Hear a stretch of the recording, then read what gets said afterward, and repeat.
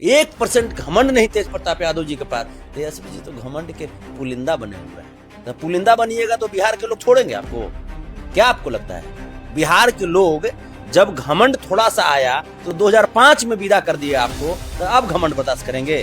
ये तो घमंड के साथ वहां पे हेलीकॉप्टर उतारने का काम किया तेजस्वी यादव जी ने। संजय यादव तो सिर्फ एक सलाहकार है ना, तो उनका काम सलाह देना है।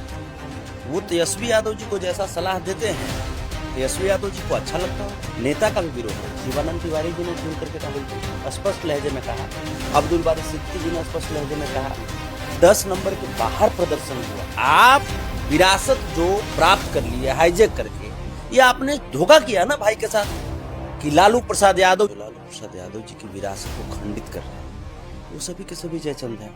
और जयचंद के मुखिया ये तेजस्वी यादव जी बन चुके हैं, जिन्हें अब यहाँ की जो बिहार की जनमानस, बिहार की महान जनता, देश की महान जनता अब तेजस्वी यादव। संतोष जी, संजय यादव, चूंकि आपका झुकाव आरजेडी के प्रति रहा है, आरजेडी के साथ आप रहे हैं, बाद में जब तेज प्रताप यादव का आरजेडी से रिश्ता टूटा तो आप भी तेज प्रताप यादव के साथ हो लिए, तो जाहिर है पहला सवाल यही है कि अगर आरजेडी से मोहभंग हुआ तो क्या उसकी वजह भी संजय यादव ही थे, या जो बातें संजय यादव को लेकर कही जा रही हैं, या जिस तरह के सवाल रोहिणी आचार्य ने उठाए कि भाई अगर कोई चाणक्य है तो सवाल उसी से पूछा जाएगा ना। देखिए, सबसे पहले आपके चैनल के माध्यम से जितने भी लोग मुझे देख रहे हैं, जनशक्ति जनता दल के राष्ट्रीय प्रवक्ता के रूप में मैं उन्हें प्रणाम करता हूँ। आपका सवाल था कि आरजेडी से मुंह भंग क्यों हुए। और क्या संजय यादव इसकी वजह थे? मैं सबसे पहले आपको बता दूं कि आरजेडी, हम अगर मानते थे अपनी पार्टी, या आरजेडी के सदस्य नहीं होने के बावजूद हम लोग एक सामाजिक सदस्य थे, आरजेडी के नैतिक सदस्य थे, तो लालू प्रसाद यादव जी की विचारधारा और तेज प्रताप यादव जी की सादगी, यही हमें आरजेडी की तरफ अट्रैक्ट करती थी।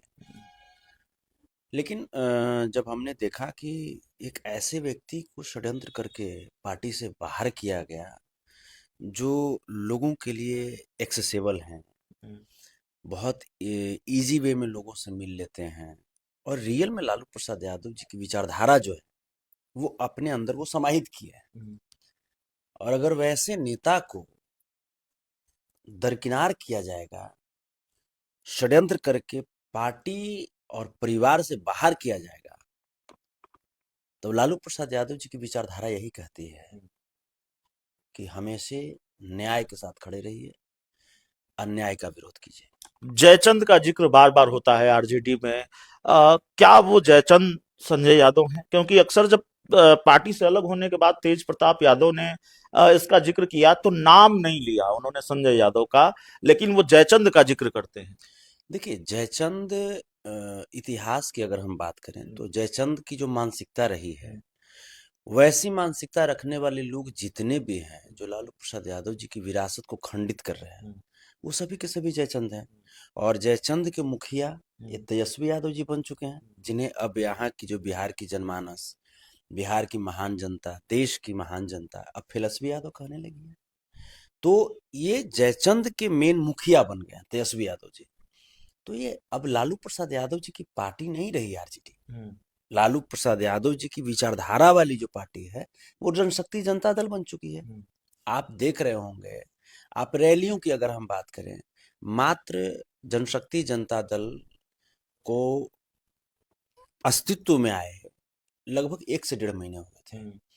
हम लोगों का सिंबल बिल्कुल नया था, लेकिन जनशक्ति जनता दल को जितनी अपार समर्थन रैलियों में मिली, हजारों हजार की संख्या में हमारे महान मतदाता, हमारे जनता जनार्दन शरीक हुए, नेता को सुनने के लिए आए, ये इस बात की साक्ष्य है, ये गवाही देते हैं। कम से कम एक सीट की, पूरे सीट का मूल्यांकन करना होगा, गुणागणित देखना होगा, लेकिन एक सीट की अगर बात करेंगे, महुआ विधानसभा सीट पर तो फायदा चिराग पासवान को मिला तेजस्वी यादव और तेज प्रताप यादव की लड़ाई का, क्योंकि तेज प्रताप यादव को जनता ने अगर स्वीकार नहीं किया तो नकारा भी नहीं, ठीक ठाक वोट लेकर आए।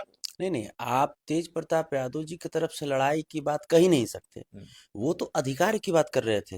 वो लालू प्रसाद यादव जी की विचारधारा की अस्तित्व बचाने के लिए लड़ रहे थे। ये तो घमंड के साथ वहां पे हेलीकॉप्टर उतारने का काम किया तेजस्वी यादव जी ने।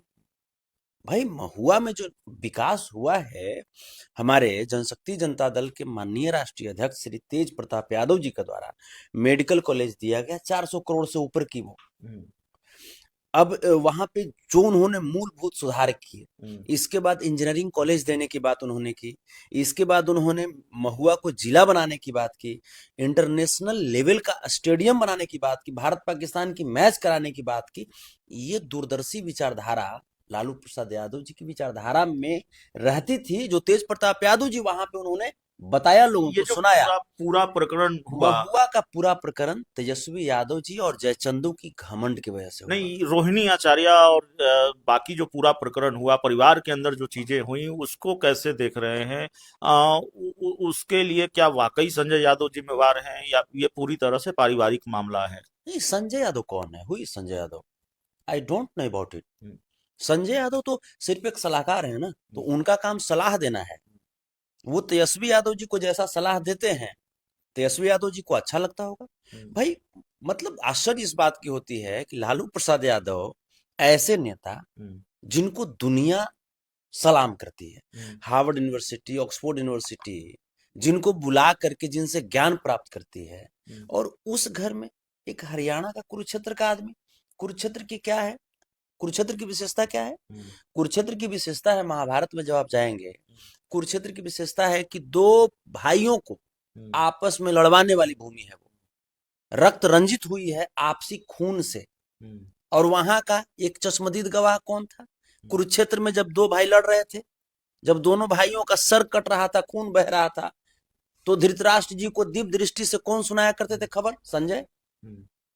तो आप इन चीजों को समझ जाइए, यही कुरुक्षेत्र आज बनाने की योजना चल रही है बिहार को। तो एक आखिरी सवाल है, संजय यादव अब आरजेडी 25 सीटों पर आ गई, 75 से 25 सीट पर आ गई, और संजय यादव आरजेडी में बने हुए हैं। तमाम सवाल के बावजूद पार्टी में तो कोई सवाल नहीं उठा सकता। परिवार में जो सवाल उठाने की हिम्मत कर रही थी रोहिणी आचार्य, उन्होंने किस तरह के आरोप लगाए और कैसे वो घर छोड़कर वो चली गई।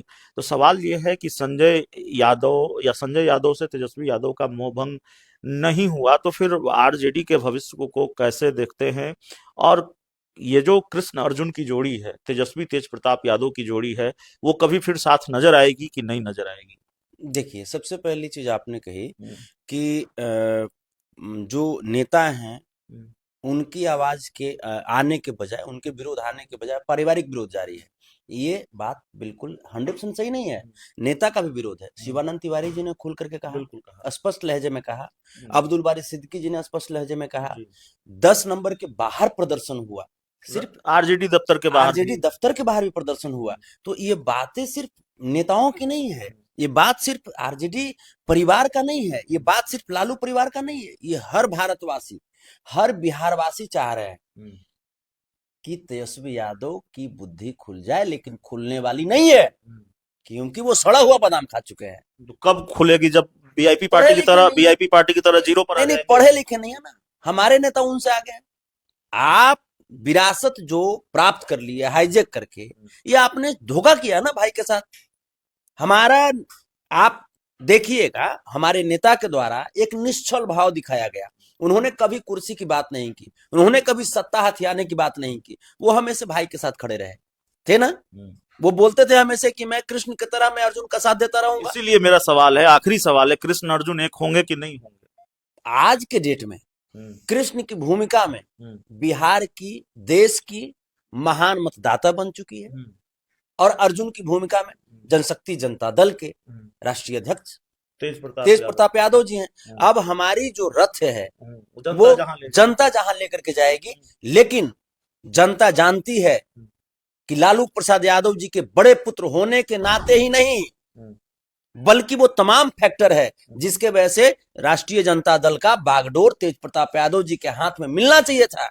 एक तो बड़े पुत्र थे, दूसरी चीज तेजस्वी यादव जी से ज्यादा पढ़े लिखे हैं, तीसरी चीज तेजस्वी जी से ज्यादा समाज सेवा करते हैं। राघोपुर इनका विधानसभा क्षेत्र था, ये टाटा हाय हाय बाय बाय करके चले आए, वो जाकर के लोगों को दुख में भोजन कराया, बोरियां कंधे पे उन्होंने ढो ढो करके सेवा किया। आप राघोपुर और महुआ में अगर बात कर लीजिएगा विकास की, तो आप तुलना कर लीजिए, राघोपुर की तुलना में कम से कम 100%, 100 गुना ज्यादा विकास किया है महुआ में तेज प्रताप यादव जी ने। आप सादगी की बात करेंगे, लालू प्रसाद यादव जी सादगी के प्रतिमूर्ति, उनकी छवि तेज प्रताप यादव जी में पनपती है। 1% घमंड नहीं तेज प्रताप यादव जी के पास। तेजस्वी जी तो घमंड के पुलिंदा बने हुए हैं। तो पुलिंदा बनिएगा तो बिहार के लोग छोड़ेंगे आपको? क्या आपको लगता है? बिहार के लोग जब घमंड थोड़ा सा आया तो 2005 में विदा कर दिया आपको, तो अब घमंड बर्दाश्त करेंगे?